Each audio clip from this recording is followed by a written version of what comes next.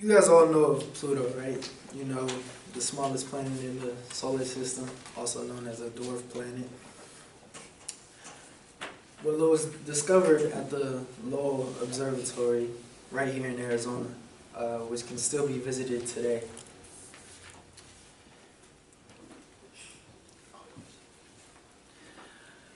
Many people don't know this, but Arizona has a lot of exciting, interesting things to offer just as a state. I've lived here my entire life and I've yet to experience all of Arizona's wonders. Arizona has many things to do. Its main attractions are its water parks, haunted historical locations, and natural formations. First, let's talk about its water parks. Arizona's water parks are some of the best nationwide. Arizona is widely known as the hottest state, and its nickname is the desert for a great reason. So Arizona is basically obligated to have good water parks. According to the U.S. Climate Data, who collects data across the country, Arizona's average temperature in the summer between May and August is 102 degrees Fahrenheit. So what better way to cool off than at a water park? There are three main parks in Arizona. There's Big Surf, Sunsplash, and Wet and Wild. Each of these parks have its own unique attraction. Big Surf for its majorly large wave pool, Sunsplash for Golf Land, which is a mini golf course, and Wet and Wild for the Constrictor, which was voted a top 5 water slide by Travel Channel's Extreme Water Parks. These parks can be found all across the state, even at local resorts for staycation, such as the Arizona Grand Resort and the Hilton Squaw Peak Resort. Next, let's get into Arizona's haunted historical attractions. Tombstone, Arizona is one of the most haunted towns in Arizona, if not the entire country. It was the textbook version of the Wild Wild West back in the day. It's home to the most famous shootout in history, as stated by Top 10 Most Historically Famous Shootouts, an article written by Major Dan, who was a Marine Corps veteran turned historian.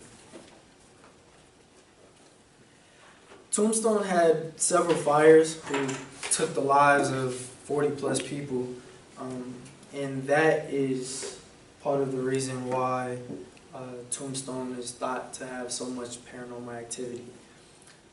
Reports of spirit encounters, noises that sound like shootouts, and even the smell of burning people in fires are reported there as well.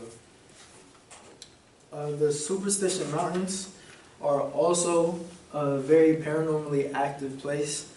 According to George Johnston, president of the Superstition Mountain Museum, says the mountains received its name through the Pima Indians who lived on the land. Multiple stories about strange sounds, people disappearing, mysterious deaths, and the overall fear of the mountain. The Superstition Mountains are thought to be known for the Lost Dutchman gold mine. It is believed that spirits are there to protect the whereabouts of where this gold mine is. So if you're into adventurous things and paranormal activity, this is one of the main hotspots that you guys need to visit. Lastly, let's get into Arizona's natural formations. What's one thing that Arizona has that no other state has? It's the Grand Canyon. The Grand Canyon is known as one of the 7 natural wonders of the entire world. So if we don't put 2 and 2 together, there's only 7 natural wonders in that world. So it attracts world tourists, not just people nationally. And according to the Grand Canyon website, you'll be able to enjoy not only its fine scenery, but you can take bus tours, helicopter tours, also walk the skywalk, and even go on a guided rafting trip through the Colorado River, which is surrounded by the mountains.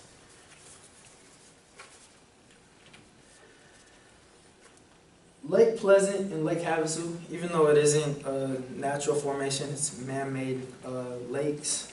They're also like very big name attractions just for the state.